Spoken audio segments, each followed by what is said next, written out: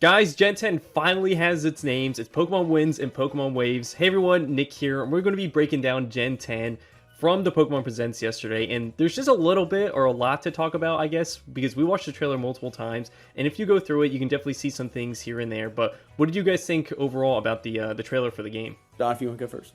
I was hoping you go for first with Shinari's. No, I liked it.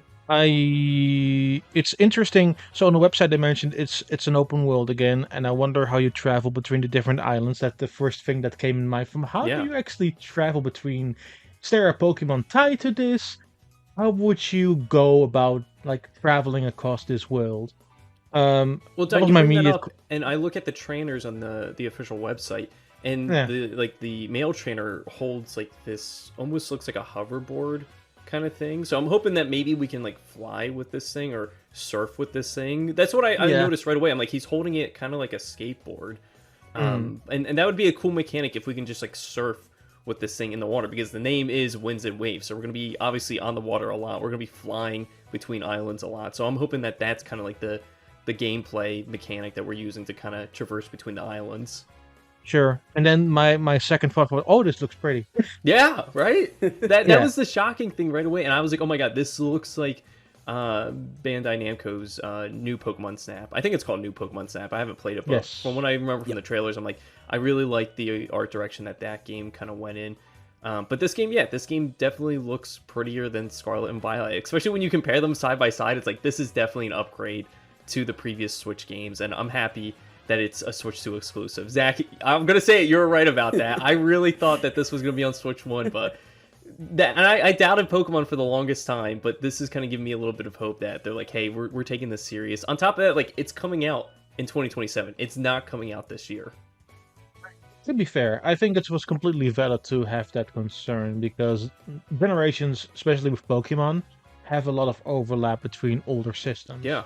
So it made complete sense to sort of hold back that judgment entirely. I do think that bridge game was Legend Seidei, though.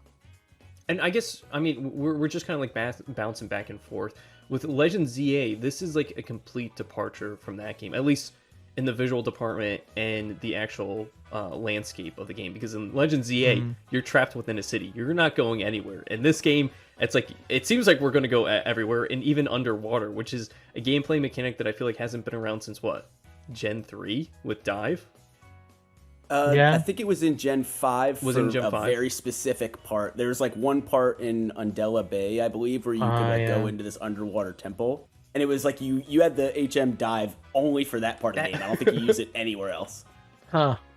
So how do you, I guess we can start with that. How do you guys think that's going to come into effect here with the game, like diving underwater? Do you think that's something we're going to do fairly early? Do you think it's going to be something we're going to be doing often, like catching Pokemon underwater again? Hmm. I could see that, yeah. I could see it being a major part of the game, and I could see it being sort of like a mid-game kind of thing, something like more akin to similar when you get the ability to ride on water in Scarlet and Violet with Koraidon, Miraidon.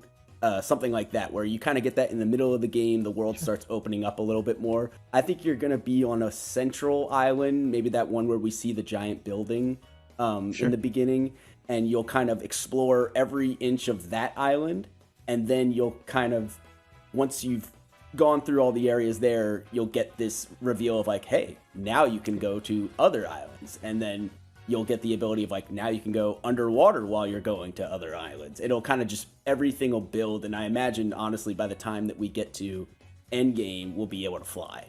Did they ever explain in like Gen 3 how we were able to breathe underwater? Is that going to be something they're going to explain here? Are we going to have like a little, like, I don't know, piece on our mouth that just helps us breathe oxygen? Like, is that going to be something here, or is our character just going to be underwater? It's like, wait a minute, you shouldn't be able to be underwater that long. Yeah. In original Ruby and Sapphire, you kind of couldn't tell, but I think in Omega Ruby Alpha Sapphire, you did have one of those, like the little breathing mask things. They gave that to the character. Okay. Oh, yeah. Now that you say that, I'm kind of recalling that. Yeah, I'm trying to think what else we can touch up on. Oh, the starters. Like, we haven't even talked about them yet. Like, are you guys fans of these three? Do you guys think, what's kind of your hopes with these three? Do you think we're going to get some unique typings later down the line, or is it just going to be pretty plain and simple? it's not like the previous generations, especially Scarlet and Violet, and to a lesser extent Sword and Shield, definitely also Sun and Moon, where I liked all starters equally. This is the first time for in a while where I'm like, I prefer one over the others significantly. Ponbon is like my number one by Yep. a large margin, not even close. I do think the what's the bird again? Browlet, Grout right? or Browlet. Brout? Is Brout? it Browlet with eyebrows? I think it's just Brout. Like Brout. Broud, yeah. Broud reminds me of a specific bird in Japan. It's like a snow angel, but then in green. So I do like that.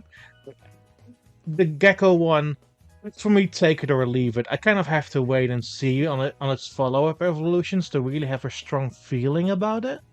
But it's not like the last few generations where I'm like, yeah, I like the starters to a different extent, all three of them. This is the first time like I have a clear favorite, then a one that I somewhat like, and a third then like, can take it or leave it. Don, I think I'm in the same boat as you. Like Pompon, and then the bird, and then the gecko thing. That's my order too. Zach, are you feeling the same thing, or Yeah, do you have I like think a clear I'm favorite? the same order. When I first saw them, I wasn't sold 100%, but I remember not being sold on the Scarlet and Violet starters as well, and kind of falling in love with them. So now that I've seen, especially now that I've seen all the memes online with them, they're all growing on me a lot more. And I think so. I'm in love with Pombon, but I think Brout might turn into something that I will end up liking. For some reason, I have a weird inkling that they're going to do something cool with his evolution line. I'm just really not sold on Gekwa, the water one yet. That's going to be one where the final stage is going to make or break it for me. But I do want to touch on the typings, though, because I think I've noticed kind of a pattern in, other than Sword and Shield, ever since X and Y, they've kind of had a pseudo triangle with the secondary typings. So X and Y had Greninja was a dark type, and then Chestnut was a fighting, and then Delphox was psychic. And you have your own weakness triangle there of fighting beats dark, dark beats psychic, psychic beats fighting. And then when you go into Sun and Moon, it's not quite the same, but it's similar. They had Dark with Incineroar. Then you had Fairy with Primarina. Fairy beats Dark. Dark beats Ghost, which was Decidueye. And then there's not really a connection between Ghost and Fairy. And then you go into the latest generation of Scarlet and Violet as well, and we get another Dark, which beats Ghost. Fighting, which isn't effective on Ghost. And then Fighting beats Dark as well. So I think with this generation, we may see another kind of pseudo triangle, and my theory for it is, to me, Pombon just screams Fire Fairy type. And we haven't had a Fire Fairy type yet, so that just seems like the perfect opportunity to put that in. I could see it being like a really cute final evolution, very like huge, fluffy final evolution that's Fire Fairy. Then I could see Gekwa being a water poison. It has that kind of like poison gecko kind of vibe, and poison would beat the fairy type, so you'd have that kind of triangle there. And then for me, the one that would kind of sort of create a loop was I could see Brout. It's interesting that it's a bird-looking creature, but it's not a flying type, and they make very clear that it's more based off of a bean. It's like Brout is like sprout. Yes. And so it's based off of a chickpea, and it's a play on words like chick and chickpea. So it has like a chick kind of thing. So I could see its typing kind of being anything if they aren't giving it the flying right away. And my theory for it is that maybe they give it the steel type, and then you have that kind of closed triangle of steel beats fairy, poison's not effective on steel, and then poison beats fairy as well. I like all those typings, and I like that the idea of like a second typing triangle based off of outside of the main ones that we've always see. But how do you like? What do you kind of see for the final evolution for? I'm always gonna mess up the name. Brout. It is Brow, right? Yeah, Brow. It's interesting. It could go two directions. I think it looks like a grumpy little guy right now. So it has two directions to me. It can either just get angrier. It can give into the Angry Bird memes and just get angrier and bigger as it goes on. Or I can see it as kind of like a little bratty in its like first stage, and maybe it kind of matures as it grows up. So it kind of like starts as kind of like a scrappy like little guy and ends up kind of having a more like heroic final form, maybe.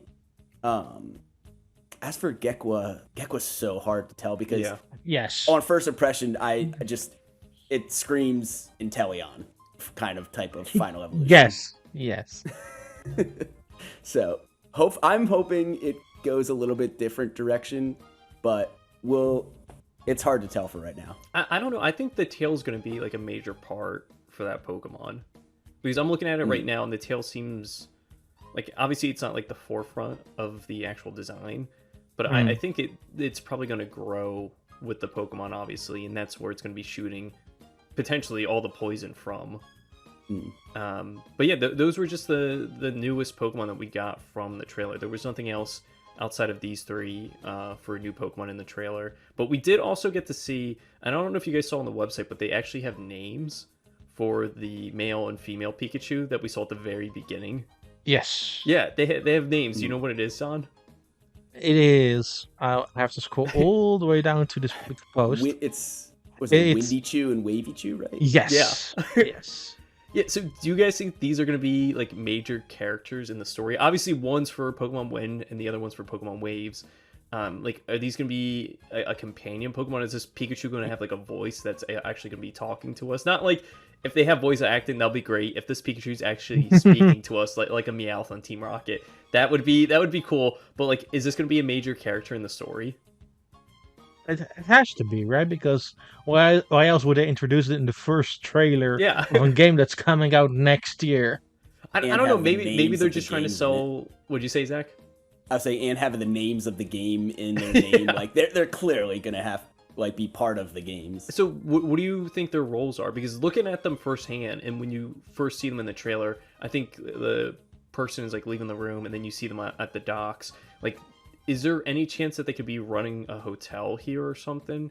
But I Pokemon Concierge just like shoots off in my head when I first saw the island. I'm like, this screams like Pokemon Concierge, even though I don't know if that's going to be anything to do with the game. Like, if we're going to have an area where we can take care of Pokemon in that way.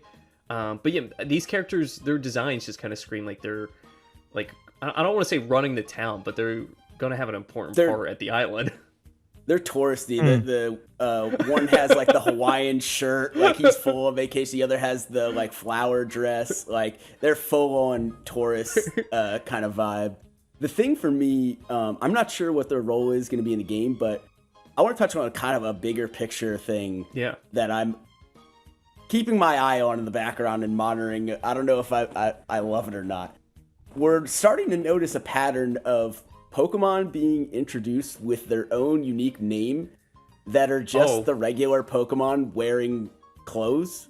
So we've seen it first in Pokopia, where we just got Chef Dente, which is the Greedent that's just wearing a chef hat.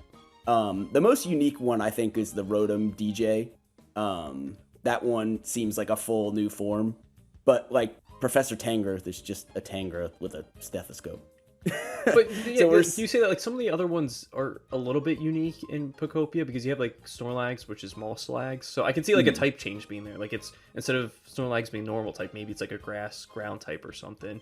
And then there's Smear Guru, and then the Pikachu that's like a ghost one. So like, I could see definitely type changes being there, but like, you look at these and you're like, oh, I can obviously tell that's a Pikachu just wearing clothing. You know what's a good indicator if they play a role? So I checked, for example, the German version of the website, and they have also specific names in German. Okay, yeah. So yeah, they're definitely going to be major. So for context, in German the games are called Wind and Welle, and Welle is the German version of Waves. And here they're called Windchew and Welchew. So yeah, just based off the names of the game. Yeah. So back to your point, Zach. Do you think this is going to be more of a trend moving forward? Obviously, you're already catching on to it, so it definitely is somewhat of a trend. My thing is, I'm fine with the idea of like Pokemon like being able to like dress Pokemon up and stuff, but I don't know how I feel about them being categorized as like completely new Pokemon. Like that's my fear. Pokemon. They're not gonna have Dex numbers, are they? That's what I'm wondering, because something like Mosslax like feels like it would have a new Mosslax and Peekaboo feel like they would have new Dex numbers, like they would be like regional or not regional variants, the convergent forms that they introduced in Scarlet and Violet, where it's like it's the same species but it kind of like evolved over time in a different way, so it looks different and it's named something different. I think it was like Diglett and Wiglet were the two in Scarlet and Violet. So that seems like those kind of things. But then, you know, you have like Smeargle and Greedent, and now these two Pikachu, like they kind of just the regular Pokemon with a hat or clothes or something. I mean, it's not the first time they've wear clothes. There were cosplay Pikachus, so you know, there's that. Yeah, those and the Ash hat Pikachus, the ones that also detective Pikachu. Very important. Yeah. And then in what's it called? Yeah, in Let's Go, you can dress up your Pikachu and Eevee in that too. But obviously they didn't give a different name or Dex number with that. There was someone that was coming to my mind. But yeah, it would just be so interesting if they incorporated these into the Dex somehow. It's just like that's just Pikachu wearing clothing. Like, why does it need its own separate? So like if you're telling me if I have like a Geodude and I give it a hat and glasses, it's gonna be a new Pokemon. Yeah, Mr. Geodude. Yeah, Mr. Geodude. That's Geosir to you. See, like how again, like how is this kind of gonna? I guess when do we figure this out that this is actually a thing and they actually have a Dex number? I guess with Pokopia, right? I would imagine we're going to find out more like once we have our hands on Pokopia, because these are new Pokemon. Like they are, for all intents and purposes, new. And I would be surprised if they don't let us put them in the regular games. I don't think you can put them in the regular games. I think they're specifically tailor-made for that specific experience. So not even having any home support. Are you saying no? Like because you don't catch Pokemon, you just befriend them. You don't get Pokemon. Yeah, can you imagine that in Pokopia if like a giant hand just takes them up and puts them into a home? Obviously, it wouldn't go that way. They would need to be in a Pokeball or something. But yeah, I guess. But Zach, you're on the other side, right? You think these will be able to transfer to home?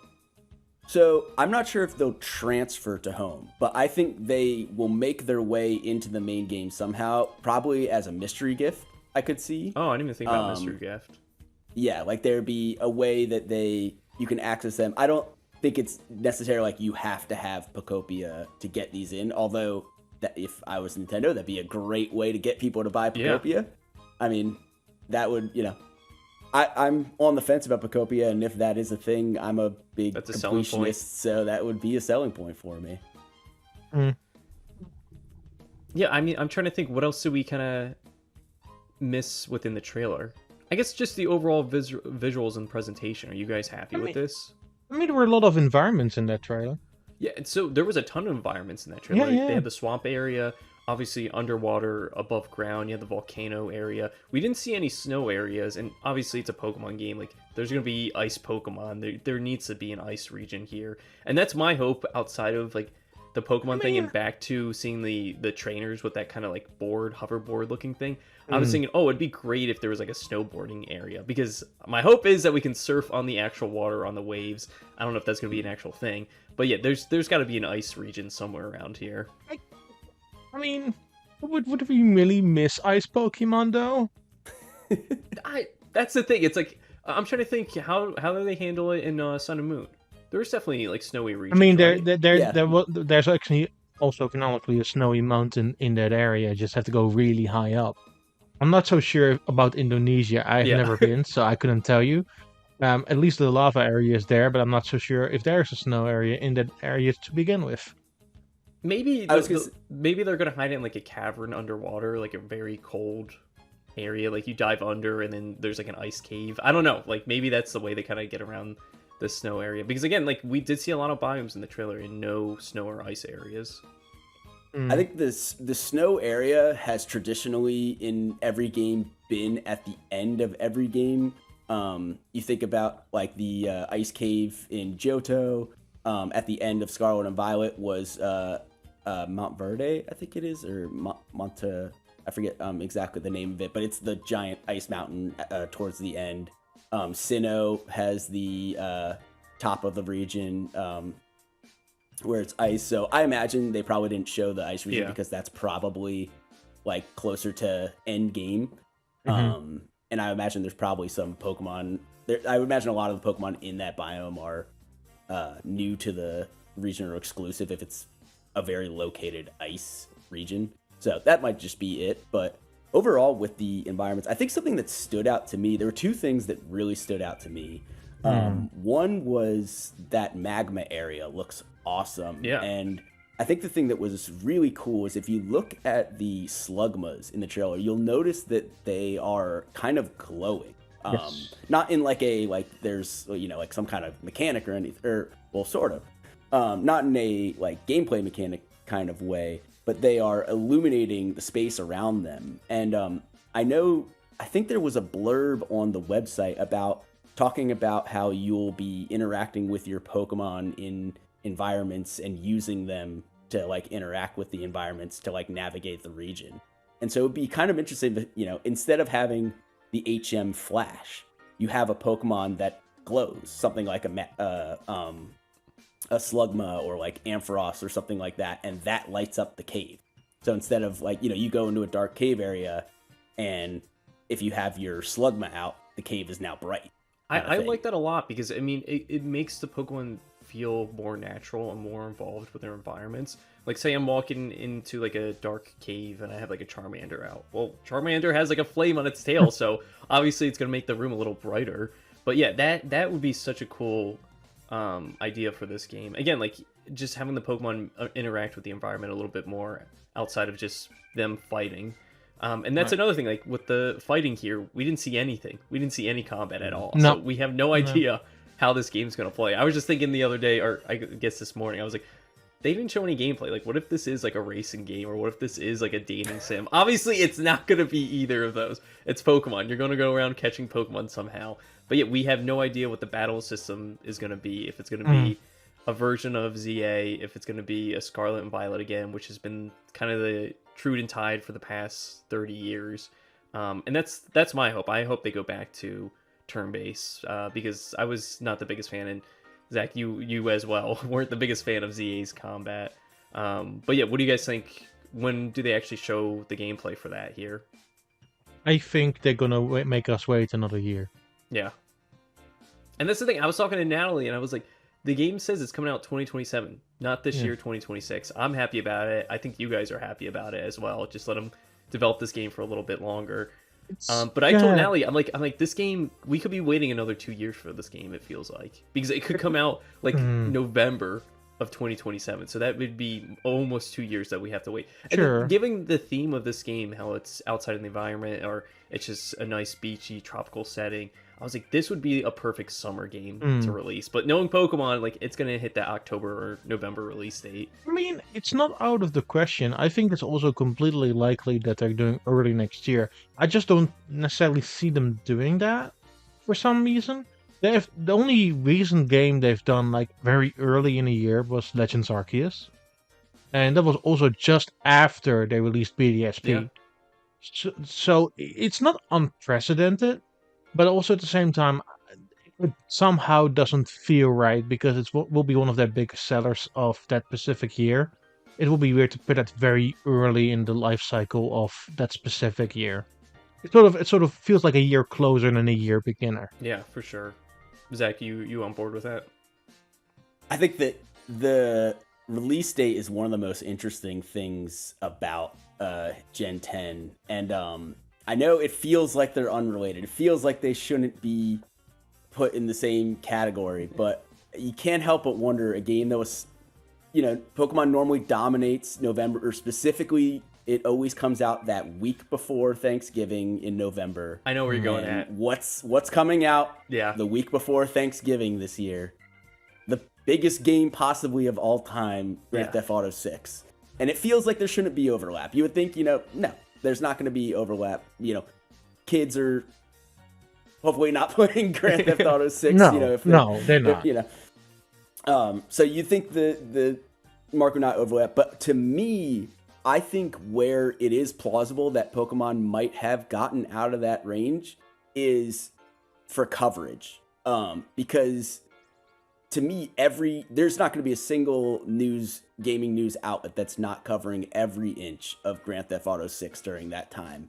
And it's just hard. You want Pokemon to dominate the coverage when it comes out. You want every video to be, hey, here's how you catch this Pokemon. Here's this new mechanic. Like, all the Pokemon that we haven't revealed yet, like, here's the final. They normally don't reveal the final evolutions until the games are fully out. So you to me, Pokemon loves having that, owning the news cycle. And I think there's no way that you can own the news cycle in the same week that Grand Theft Auto 6 is coming out. Here's the thing. I see your point. I also think that Pokemon is so in a league on its own, where they can release something and it will still sell. Look at Fire Red and Leaf Green this week. Everybody was complaining about it. People still buy it. So ultimately, I think they can create their own news cycle. I do think that there is the aspect of promotion that makes them maybe pause a little bit. But I also, like, the same discussion, do think there will be a few more games before the year closes.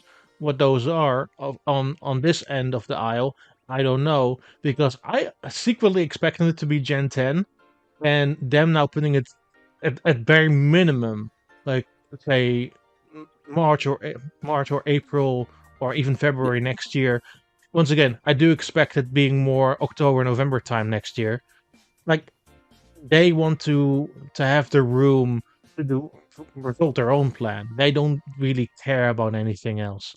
And at least to me, ultimately the biggest thing here is that they take their time with this game, because ZA, I really enjoyed ZA. It has some issues, but I really enjoyed it. And it's clear that they took their time to make it from a design standpoint work. And I want them to take the time with the design standpoint, because ultimately now they have no excuse anymore.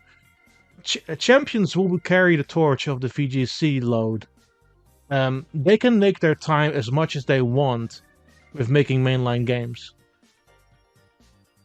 Yeah, and that's the thing. I really thought it was going to come out this year, especially with how front-loaded this year is with Pokemon, with Fire Red and Leaf Green already out, and then Pokopia shortly after, and then Gale of Darkness for NSO, then Champions, and probably Coliseum right after that, and then maybe DLC for Pokopia. Like, there's so much Pokemon stuff to play this year that it is kind of shocking that Gen 10 isn't coming out.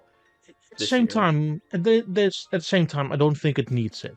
This year it seems really well front-loaded with different stuff in the Pokemon universe that you don't necessarily need a mainline game. And let's be clear here, we're animals when consuming games. ZA is less than 6 months old. Yeah. That was one of my first thoughts. Looking at the Nintendo sales reports that came out a month ago, one of the things that stood out to me, and obviously it's only been on the market for 3 months, but ZA was they didn't have much report because its sales volume wasn't massive. And I think it compared to some of the other entries in the series, it was on a lower trajectory than most. So I could see them wanting to be give it the full year for that game to really get its legs and get more people buying it. Because we've only just seen the tip of the iceberg possibly with that game. Yeah, at the same time, there's still multiple versions of Pokemon on Switch that still play on Switch too. I think they're completely in their right to wait a little while before releasing another mainline game. So, again, with this coming out next year, it would be probably 2 years, 2.5 after the initial release date for the Switch 2. Do you guys think that this is going to be the second $80 priced game from Nintendo? I say second because I know there's a Switch 2 editions, and technically those are $80, but is this going to be in line with Mario Kart World for $80? It wouldn't surprise me. Yeah, wouldn't surprise me. Yeah. No more 70 for Pokemon, just 80. Especially with Pokopia is $70, so it would make sense if this hits the $80 price tag. Sure. Yeah. I 100%. mean, another. I don't want to bring up GTA again, but that game, Yeah. like we still don't know what that game's going to be priced at, and a lot of people are speculating what that game is priced at is going to set the tone for the entire industry. So you know, if that game is priced at $80, $90, yeah, $100, then who knows what we could be seeing in 2027. Yeah, GTA I feel like it's gonna be 80, and then there's gonna be like a collector's edition, day one edition. Like maybe you can buy it like a week or two early, and it's like $120. I don't think Nintendo has ever done that where you can buy a game early and pay like a premium or a little bit more. But that's definitely been more so a newer thing. Especially Zach, I think you told me about it with like NCAA. Like they released like a 3-day early package for like an extra $20. So it was $100 or maybe it was like $70 or $80 you're paying for it, and people probably ate that up, right?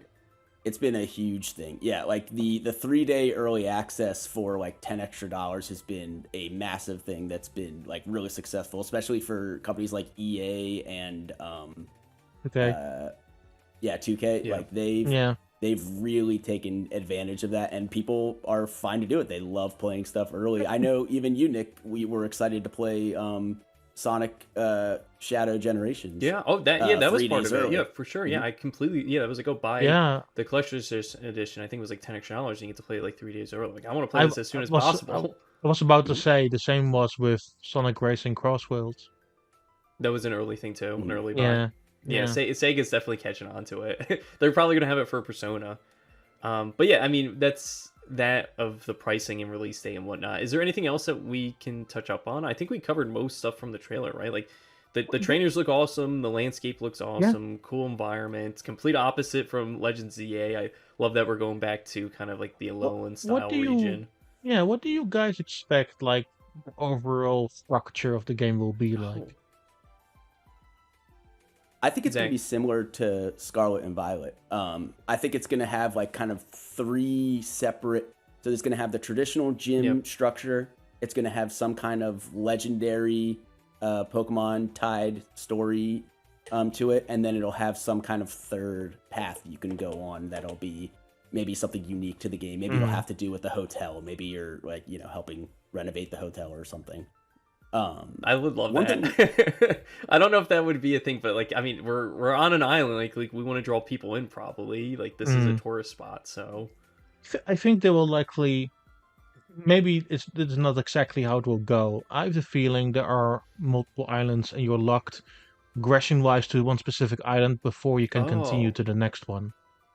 And then it will open up more so once you did the more required parts of every structured element in that game.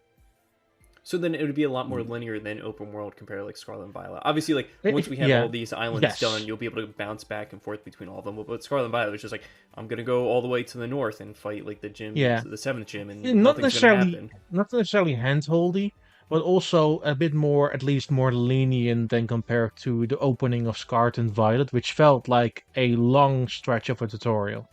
Yeah, it definitely did. Yeah, I think Don, I mean, I think Don, what you're describing sounds a lot like what Alola was like, where you couldn't advance on to the next island. There was a specific point where you had to defeat the island Kahuna, or whatever it was, before you could advance on to the next island.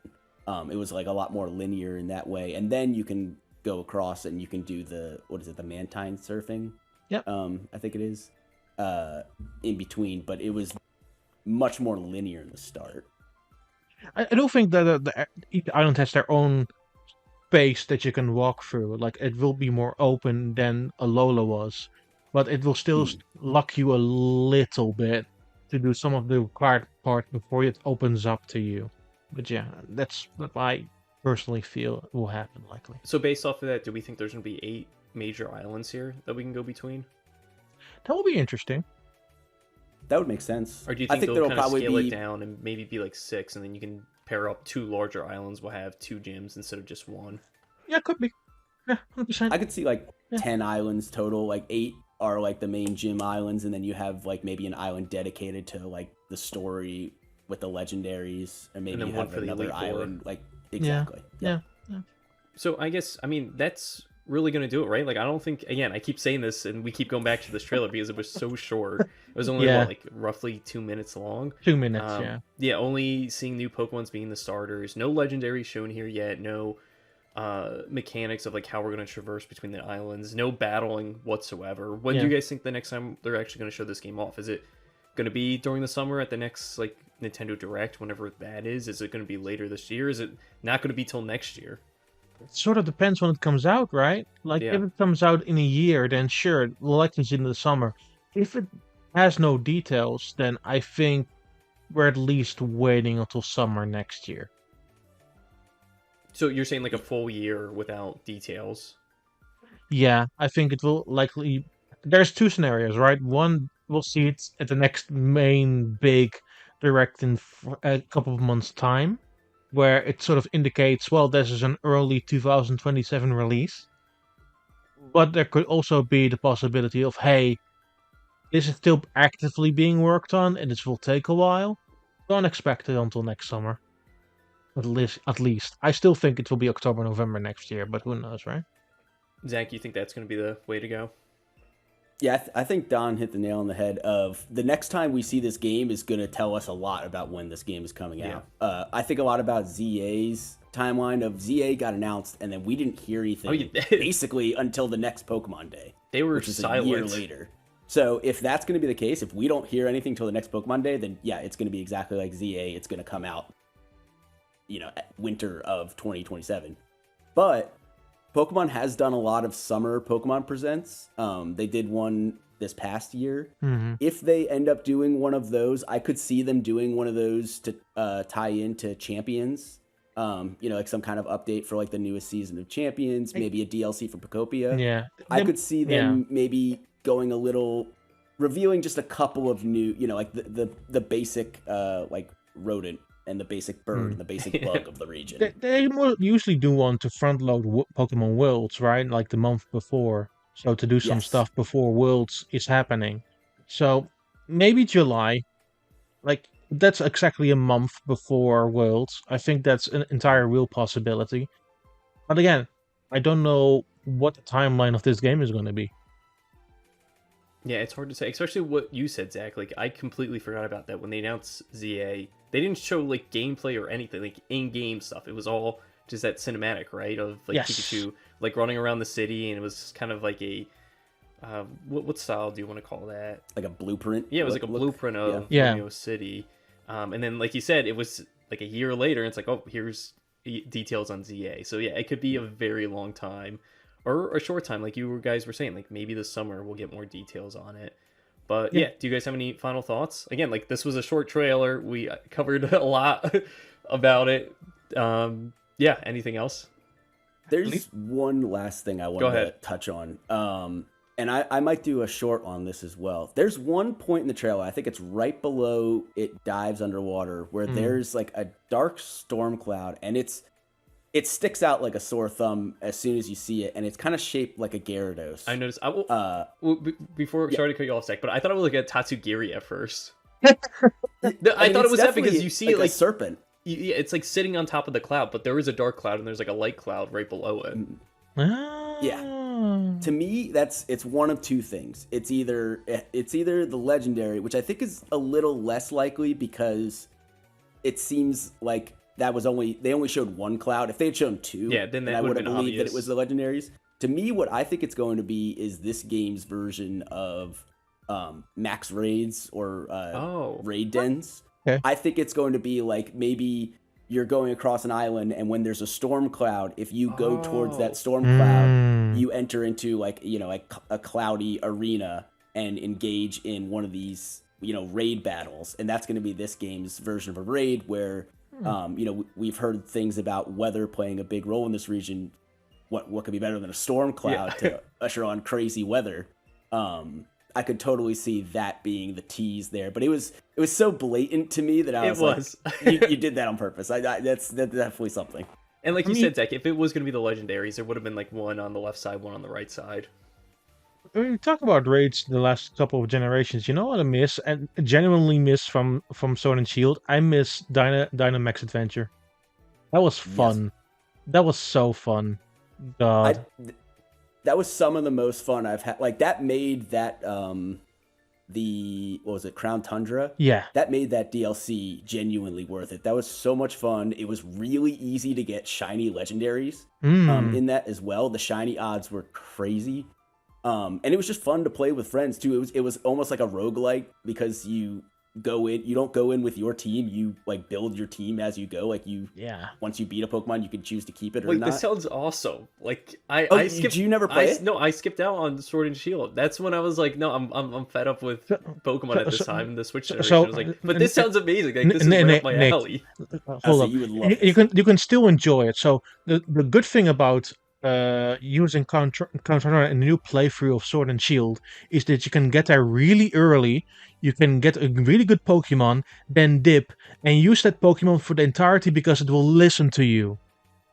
Mm-hmm. Oh, so like you're saying like you can go right into the DLC. Yeah, you can go to the real DLC That's real awesome. early, and it makes new playthroughs of Sword and Shield actually really fun. Yeah, because the train station's in like the first town you go to, and as long as you have the DLC, you get the 2 train tickets for the 2 DLC regions right off the bat. So you can, just go straight to either DLC region literally as soon as you get your starter. That's tempting. that might. I'm definitely in like a Pokemon mood right now because I'm playing through Fire Red. But like, if I need to go back, I should play Sword and Shield at some point because I missed out on them. But yeah, like hearing that DLC experience, that sounds awesome. Like right up my alley because it's a roguelike. Like roguelike elements, I should say. The DLC legitimately made Sword and Shield way better games. But yeah, I think that's going to do it for our discussion of Pokemon Wins and Pokemon Waves. I know now we're talking about like the other Pokemon games. Because I keep saying it like anything else, but I think we mostly covered it all. We did. Yeah. So Don, where can everyone find you? You can find me at Nintendan, as NENTNDAN. Zach, what about you? You can find me on X, Twitter, whatever you call it. Just my name, Zach Volpicelli, ZachVolpicelli. And you can check out my YouTube channel. That's Steftendo, STEFTNDO. Go check it out. But until next time, everyone, see ya. Ciao, guys.